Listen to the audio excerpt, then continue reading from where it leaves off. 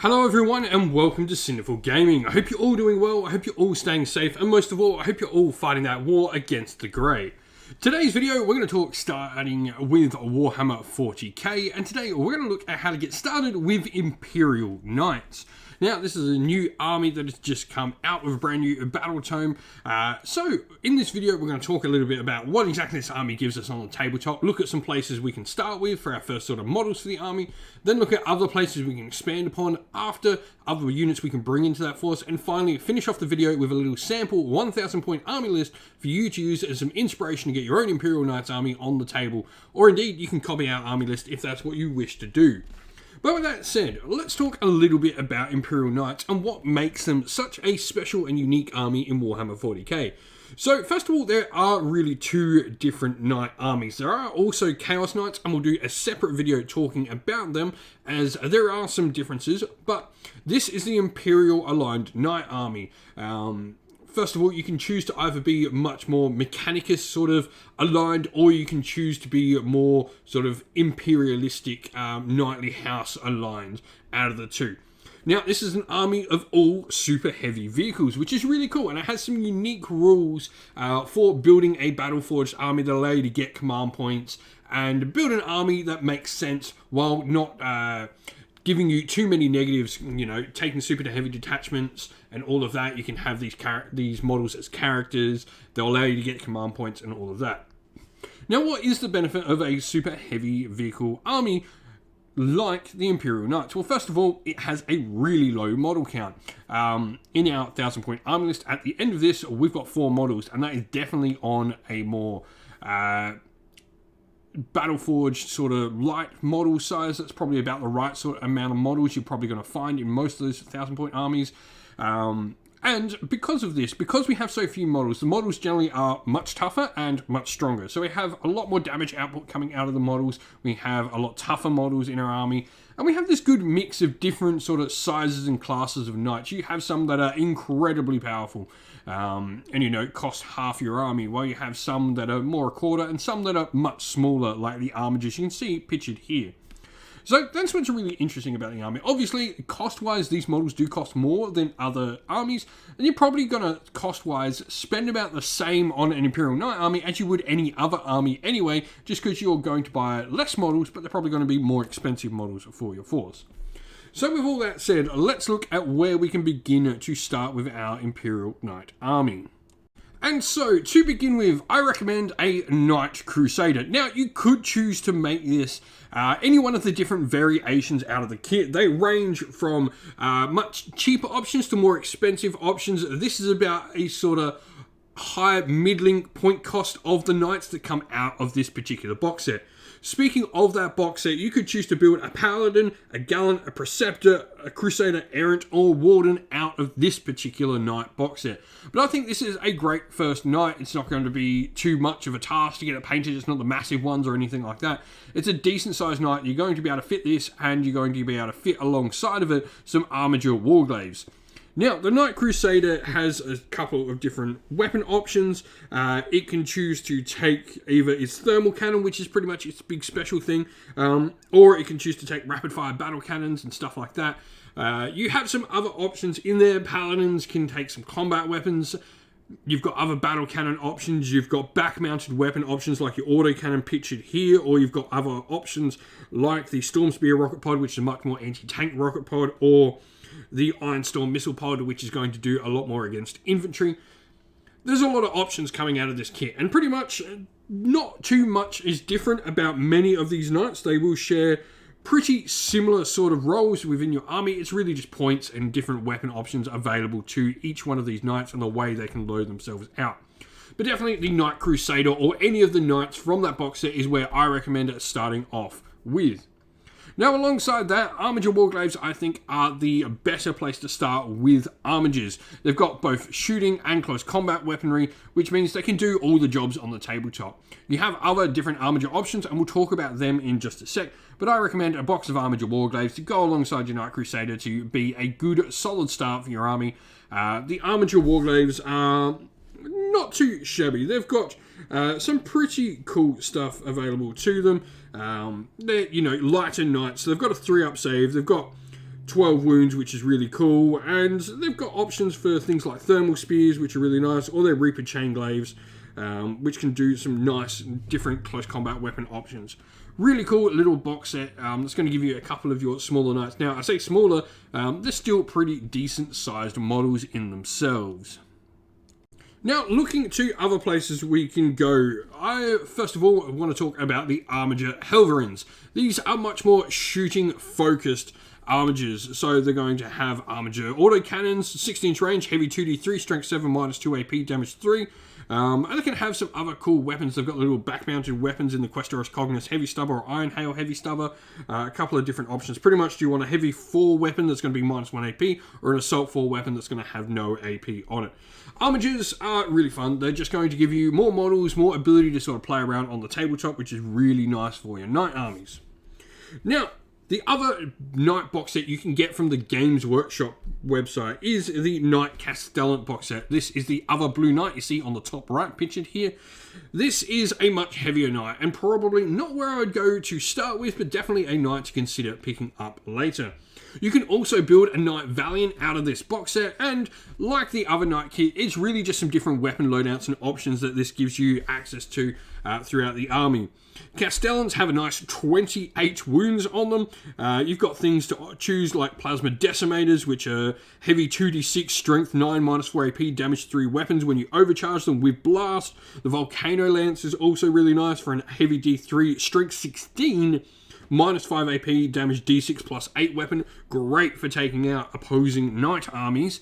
And it's just got a ton of different weaponry. You can look at its underslung shoulder weapons there. It's got its 2 shoulder mounted weapons. It's got its carapace mounted weapon. This thing is absolutely loaded with weaponry. It can put down an incredible amount of firepower for your army. Now, on to Forge World. Forge World do have a variety of different knight options for us. And the first one is the Sarastus Knight Lancer. Now, there are, once again, different versions of the Knight Lancer, but what is the Knight Lancer exactly going to give us? So, first of all, it's got its Iron Gauntlet shield you can see here, which gives it a 5-up invulnerable save and has a 4-up invulnerable save against melee attacks. And each time a Titanic unit makes a melee attack, you subtract 1 from hit rolls against it, so it's good for going up and fighting other super heavies in combat. Its Shock Lance is really nice. At standard value is going to be plus 6 strength, minus 4 AP, damage 6, meaning that's going to be at strength 14. 26 wounds on this model as well, and movement of 14 is really nice. This is just going to give it a little bit of extra speed, so it's a lot faster than the average knight, where the average knights are sort of moving about 8-inch for your Castellans that we've mentioned before, or 10-inch for your Knight Errant, the one we talked about originally. So the Sarastus Knight Lancer is just going to provide you with a faster knight on the tabletop. Lastly, we have the Acastus Knight Periphean. I hope I've got that name right. There is so many words in there and so many different letters. Periphean, I think that might be right. This is an absolute beast of a knight. This thing, like the Castellan, is just a fire base. You can see those 2 large twin mounted weapons on the side, the twin Magna Las cannons, heavy 2d3, strength 12, minus 3 AP, damage 6. It's also got its giant back-mounted Ironstorm missile pod, or the Helios defense missiles if it wants to as well. You can see it's got a couple of under sort of shoulder mounted weaponry as well. In those little stubbers you can see, which is really cool, which can either be Acastus autocannons or Acastus las cannons. This thing has 30 wounds, only an 8-inch movement, but toughness of 8. It will just sit there and put down some punishing firepower, available to sort of deal with opposing titans really well. This is a good long-range thing that's going to deal with opponents, super heavies, and big tough things across the tabletop. But with all of this said, there is a ton of different variations, both of the Acastus Knight Periphean and the Sarastus Knight Lancer available from Forge World, and different weapon options you can put on them. Let's go have a look at how we can put this all into practice. Alright, and so how this is working. We've talked a little bit about how the knights sort of work as their own particular detachments. Now, their super heavy detachments are a little bit different. As mentioned, they're going to give you access to some really cool and interesting rules, which is quite fun. So they're going to give you what's called a Knight Lance. Now, in a detachment is a super heavy detachment, or if you are playing a combat patrol and this detachment is a super heavy auxiliary detachment, select one Armature class, Questoris class, or Dominus class model in that detachment. This model gains the character keyword. If this detachment contains between 1 and 2 Questoris class models, or if it contains between 3 to 5 Armature class models, that detachment's command benefits are changed to +3 command points if your warlord is part of the detachment. So we've got both a Questoris model and the Armatures in there, meaning we're going to get the 3 command points. If the detachment contains 3 or more Questoris class models, or if it contains 6 or more Armature class models, or 1 or more Titanic units, this detachment's command benefits are changed to +6 command points if your warlord is part of the detachment.